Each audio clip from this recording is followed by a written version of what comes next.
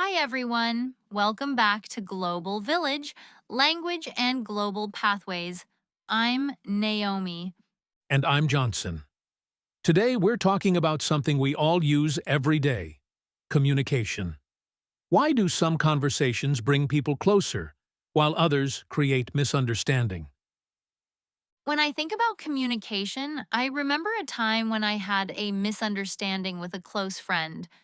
We were both busy, and our messages became shorter and less clear. One day, she thought I was ignoring her, but actually, I was just overwhelmed with work. That experience taught me that communication is not just about speaking, but about making sure the other person truly understands you. That's interesting. So communication is not only about what we say, but also how it is received? Exactly. Many people think communication is just talking, but real communication includes listening, understanding, and even observing body language. Why do you think misunderstandings happen so often? Because people don't always express themselves clearly, and sometimes people listen to reply, not to understand. That's a powerful point. What does it mean to really listen? Great question, Johnson. Real listening means giving your full attention.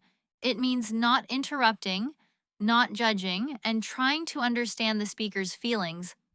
So listening is an active process, not a passive one? Exactly. It's called active listening. When you listen actively, you make the other person feel valued and respected. I see. Let me ask you this. How can people improve their communication skills in daily life?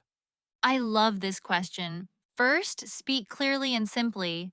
Second, ask questions to make sure you understand. And third, pay attention to nonverbal communication, like tone of voice and facial expressions. Nonverbal communication sounds interesting. Why is it important? Because sometimes our body language says more than our words. For example, if you say, I'm fine, but your face looks sad, people will feel something is wrong. That's true. I've experienced that before. Sometimes I can feel someone's emotions even when they don't say anything. Exactly.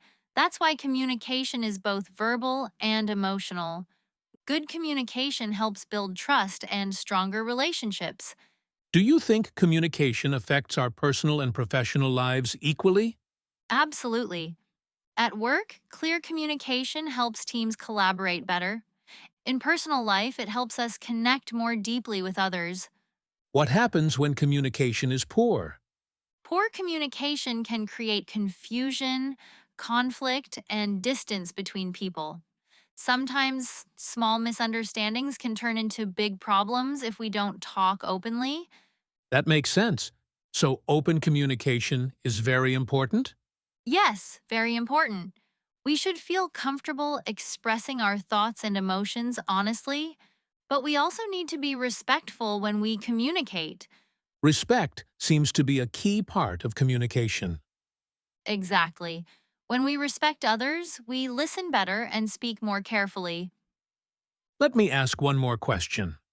What is one simple habit people can start today to improve communication?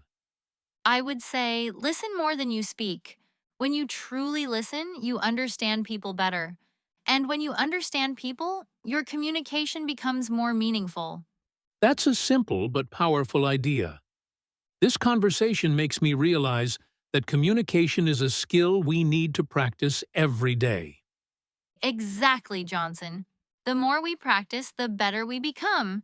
And better communication leads to better relationships and a better life. I really enjoyed this discussion. Me too. Thank you for listening to Global Village, Language and Global Pathways. We hope this conversation inspires you to communicate more clearly and more thoughtfully. Take care, and we'll see you in the next episode.